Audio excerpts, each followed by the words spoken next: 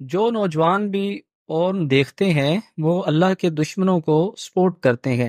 99%، 99% یہ پیٹرن، یہ content western ممالک سے آتا ہے جو اللہ اور اس کے رسول کے دشمن ہے۔ جب ہم پورن ویب سائٹ پہ جاتے ہیں اور ہم ان کی ٹریفک کو سٹیبل کرتے ہیں تو اس سے ڈالروں میں وہ ارن کرتے ہیں اور وہ فنانشی طور پہ مضبوط ہوتے ہیں۔ انفارچونیٹلی یہ پورن سب سے زیادہ مسلم ممالک میں دیکھی جاتی ہے، اور پچھلے سال کی جو سروے رپورٹ ہے 2023 کی، اس کے مطابق پاکستان جو ہے پورن ایڈکشن میں دوسرے نمبر پر ہے۔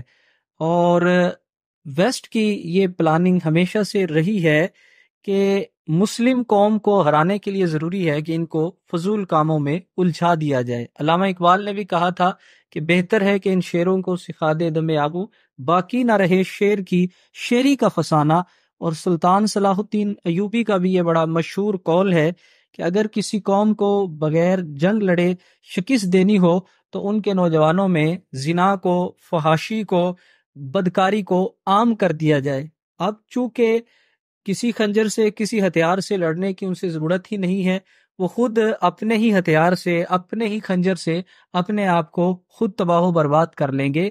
تو آپ جب بھی پورن ویب سائٹ پہ جائیں تو یہ ذہن میں رکھ لیں کہ ہم اللہ اور اس کے رسول کے دشمنوں کو سپورٹ کر رہے ہیں، جو آئے دن قرآن مجید کو جلاتے ہیں، جناب رسالت مآب صلی اللہ علیہ وآلہ وسلم کے خاکے بناتے ہیں، ہم انہیں سپورٹ کرتے ہیں۔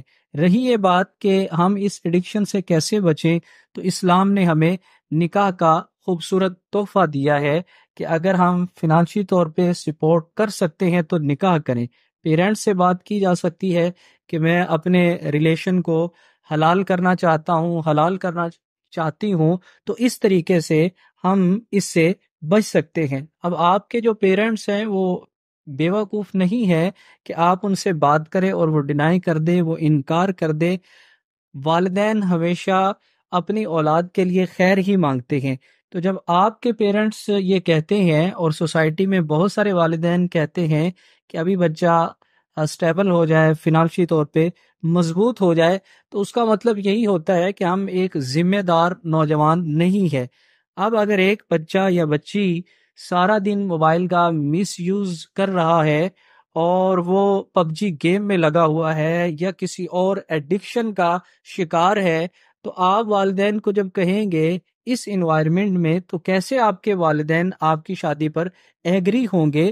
اسی طرح اگر ایک بچی جو ہے وہ موبائل کے مس یوز میں لگی ہوئی ہے، فضول کاموں میں لگی ہوئی ہے، ماں کا گھر میں ہاتھ نہیں بٹاتی، تو اٹ مینس کہ وہ ایک ذمہ دار بچی نہیں ہے۔